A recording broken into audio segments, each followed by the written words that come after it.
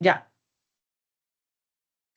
Hola, muy buenas noches. Nos encontramos reunidos con mis compañeros para realizar este podcast donde vamos a hablar de la ética en la defensa legal, el caso de Juan. Para este podcast tenemos dos compañeras que están a favor, los cuales son mis compañeras Liliana Pedrosa y Manuela Arizmendi, y dos compañeros que están en contra, los cuales son Guillermo López y Lisette Barrera. Y el compañero, quien les habla, Andrés Olaya, estará en la conclusión de todo el podcast. Continuamos con mi compañera Manuela Arizmendi. Hola Andrés, buenas noches. Hola, Manuela. Bueno, entonces por mi parte voy a darte el argumento a favor de la conducta ética del abogado José. Resulta que el abogado José actuó con responsabilidad al cumplir con su deber fundamental, que es brindar una defensa efectiva a su cliente. Según el Código de Ética Profesional, el abogado debe velar por los intereses del representado. José investigó los hechos, recolectó las pruebas y presentó testigos confiables que respaldaron la versión de Juan. Esta actuación ética garantizó un juicio justo y el respeto por el derecho a la legítima defensa. Ok, bueno, yo opino que el abogado como agente del sistema judicial y su contribución a la búsqueda de la verdad y la justicia, además de su formación técnica, el abogado José desempeñó un papel clave como agente del sistema judicial, cuya labor no se limita a defender a su cliente, sino que también implica una responsabilidad ética y legal con la justicia, la verdad y el respeto al debido proceso. En el caso concreto, José no solo ejerció una defensa basada en los derechos de su representado, sino que aportó elementos probatorios objetivos y verificables que permitieron al juez evaluar con claridad las circunstancias del hecho y tomar una decisión fundamentada. Por ejemplo, en el marco constitucional y legal del rol del abogado en Colombia, el artículo 29 de la Constitución Política de Colombia consagra el derecho al debido proceso y la defensa técnica, indicando que toda persona tiene derecho a ser defendida por un abogado.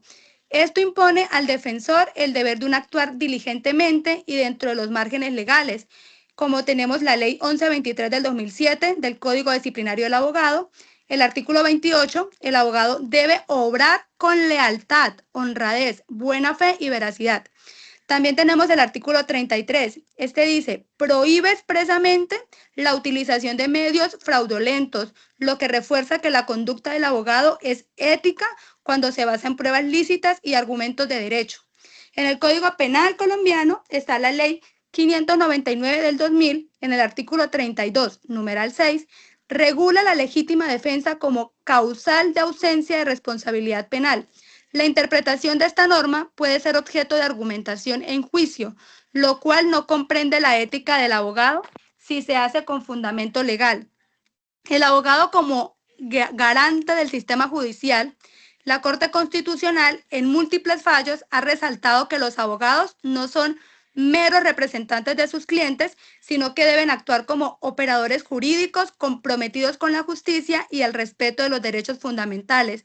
En la sentencia C-209 de 2007 se reitera que la defensa técnica cumple con la función esencial en sistema penal acusatorio, al equilibrar las cargas procesales entre las personas y asegurar decisiones imparciales y sustentadas.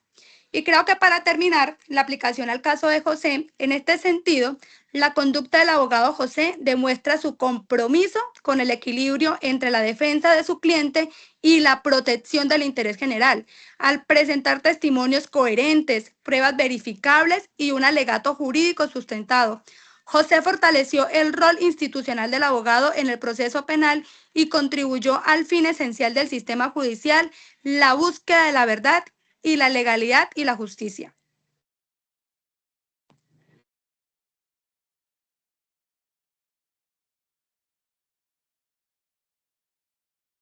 Compañeros, buenas noches. Bueno, en esta noche vamos a hablar una compañera, yo, Lisette Barrera, Guillermo López. Teniendo en cuenta la intención del abogado y su veracidad, vamos a concluir que junto con la compañera que no actuó de forma ética. Entonces, ahorita le cedo la palabra a la compañera Lisel Barrera. Bueno, buenas noches. Excepcionalmente que en el comportamiento de Juan no debía utilizar la fuerza letal. Compañeros, antes de evaluar por qué el abogado no actuó efectivamente, debemos analizar si en este caso que argumenta es legítima defensa, que para lo anterior debemos dirigirnos a la definición legal y las características o requisitos que debemos cumplir. Por ejemplo, la definición legal. Según el artículo 32 del Código Penal colombiano, se considera que hay legítima defensa cuando una persona actúa para proteger su vida, bienes o de los otros, frente a una agresión legítima siempre que la reacción sea necesaria y proporcional. Ahora bien, analicemos el caso de Juan. ¿Cumplió los requisitos que existe legítima defensa? Primero, que el sujeto está siendo víctima de una agresión actual o eminente. Segundo, la agresión injusta es un sujeto que me está agrediendo, es decir, y yo de esa agresión me defiendo y la defensa me permite agredir al agresor. Tercero, la agresión actual inminente, es decir, no me permite vengarme ni permite anticiparme para agredir al agresor, es decir, si el peligro ya ha pasado, el uso de la fuerza podría considerarse injustificado. Y compañeros, la cuarta respuesta debe haber sido proporcional. Se refiere a la relación que debe existir entre el ataque que se está sufriendo y la respuesta que se da en defensa propia. Es un principio fundamental que busca evitar la reacción sea excesiva en comparación con la amenaza recibida. La naturaleza del ataque es la respuesta defensiva. Debe ser adecuada al tipo y grado de amenaza. Por ejemplo, si alguien recibe una agresión física leve, no sería proporcional responder con uso de fuerza letal. Medios utilizados. La forma de defensa debe ser razonable en relación con el peligro. Si hay alternativas menos letales y menos dañinas para evitar el ataque, estas deben considerarse antes de optar por una respuesta violenta. Ese fue mi punto de vista sobre el caso. Ahora le cedo la palabra a mi compañero Guillermo López para que comparta el suyo. Bueno, gracias, compañera. Compañeros, en el contexto que estamos analizando, hubo ausencia de alternativas porque Juan debió actuar con opciones viables para evitar el ataque o el daño sin recurrir a la acción que está justificando. Es decir, debió buscar una manera menos lesiva de protegerse. En ese orden de ideas, el abogado no tuvo en cuenta el principio de proporcionalidad que lo exige la norma jurídica, porque aunque se hable de necesidad, esta no puede ser entendida como un permiso para responder de cualquier manera. La respuesta debe seguir siendo proporcional al ataque, aunque se considere necesaria. Por lo anterior, en el caso concreto de Juan, y teniendo en cuenta la razonabilidad de la respuesta en las circunstancias y recursos con los que contaba y las condiciones del sujeto que se encontraba al momento del hecho, se deduce que, primero, si bien es cierto que estaba expuesto el derecho propio del bien, su patrimonio que estaba afectado en ese momento, pero en realidad no estaba poniendo en riesgo su vida. Compañeros, dicho de la manera más sencilla, el intruso no tenía un arma en la mano. En ese orden de ideas, su agresión, a pesar que su finalidad era contra el patrimonio, no ponía en riesgo la vida de Juan. Es decir, que en este caso Juan pudo huir, esconderse, correr, evitar el confrontamiento, dado como lo manifiesta, no hubo uso de armas según el texto. No hay pruebas que confirmen que para lo que quería hacer el intruso estaba dispuesto a sacrificar, agredir o vulnerar a Juan. Es decir, que para robarle tenía intenciones de quitarle la vida a Juan. Por lo anterior, la respuesta fue desproporcionada, exagerada, de acuerdo al principio de proporcionalidad que exige el Código Penal para que sea verdaderamente una legítima defensa. Por lo anterior, y no cumpliendo ese requisito de existir proporcionalidad para ser legítima defensa, y teniendo en cuenta el total conocimiento del abogado, porque se sobreentiende que tiene una experticia en lo penal, no podía excepcionalmente usar legítima defensa como medio de defensa. El abogado sabía que no había legítima defensa cuando la víctima pudo evitar la muerte en igualdad de condiciones de fuerza, ya que no utilizó armas, pudo esconderse, huir o esperar o llamar a la policía. Así las cosas, el abogado tenía pruebas claras de que la víctima podía haber evitado la confrontación y no lo hizo.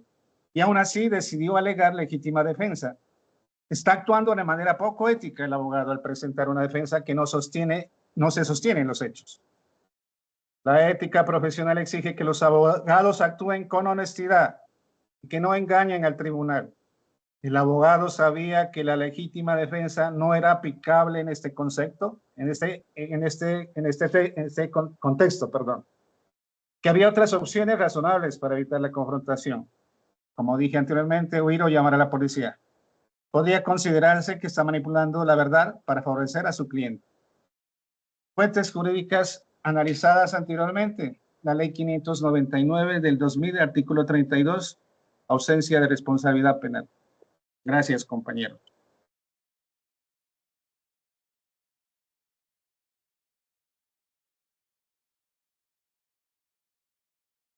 Gracias, Guillermo.